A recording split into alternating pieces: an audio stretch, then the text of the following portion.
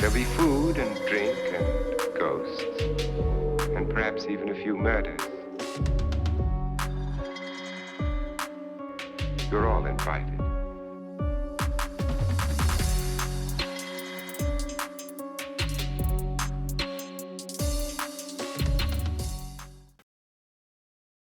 Greetings everyone and welcome back to Dunwich Manor. Alright, I know I said a while ago in a community post that I was stepping away from the channel. Well, I'm back, maybe not full time, but I just kind of wanted to make a video for you guys today, and then I realized, maybe I'll just make a video whenever I feel like it. So this might not be an all-time thing, but I might pop up every once in a while. Today, as you saw in the title, I want to give my review of 2024 Nosferatu from Robert Eggers. I literally just got out about, I think it was half an hour ago.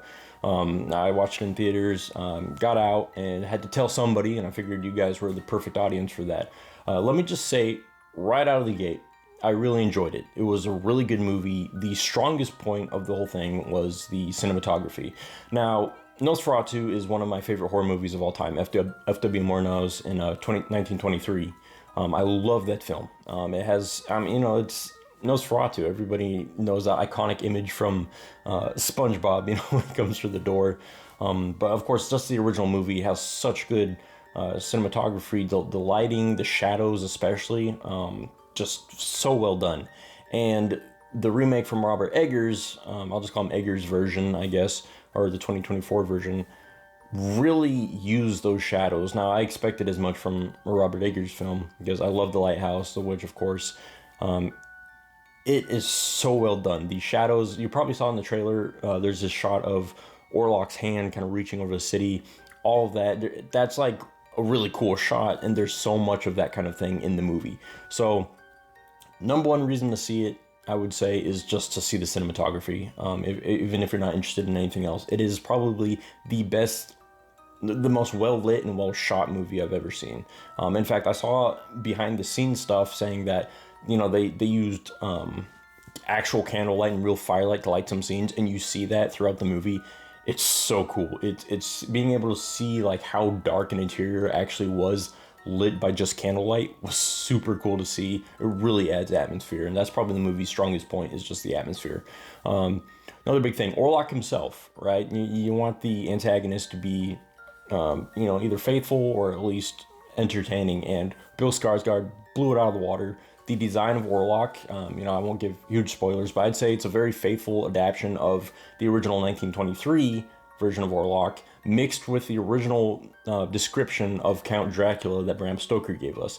And that was just really sweet to see. And you can't really tell it's Bill Skarsgård. Maybe towards the end, you can kind of see a little bit more, but it does not look like Bill Skarsgård at all.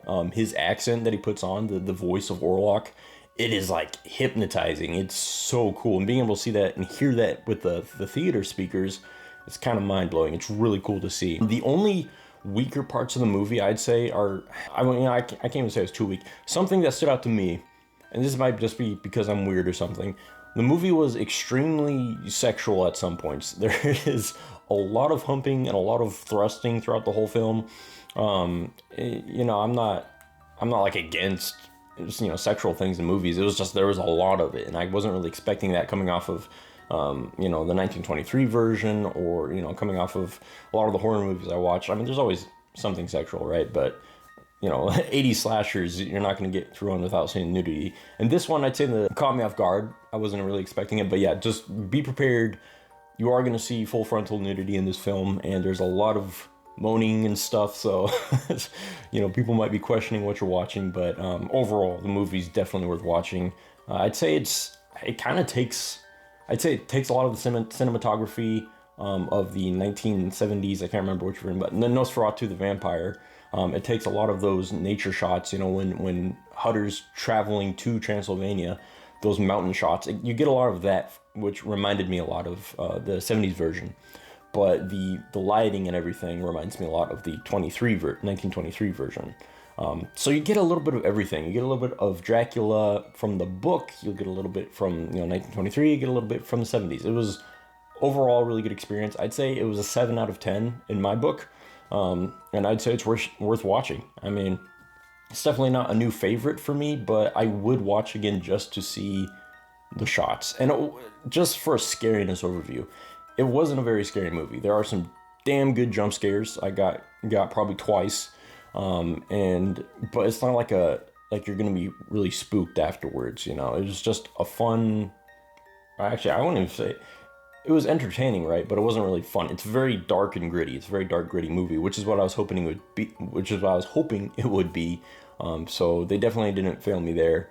But if you're looking for a dark, grotesque, fairly sexual, I don't know why you'd be looking for that, but if you are, a dark, grotesque version of Nosferatu, with excellent cinematography, I highly recommend checking out Nosferatu.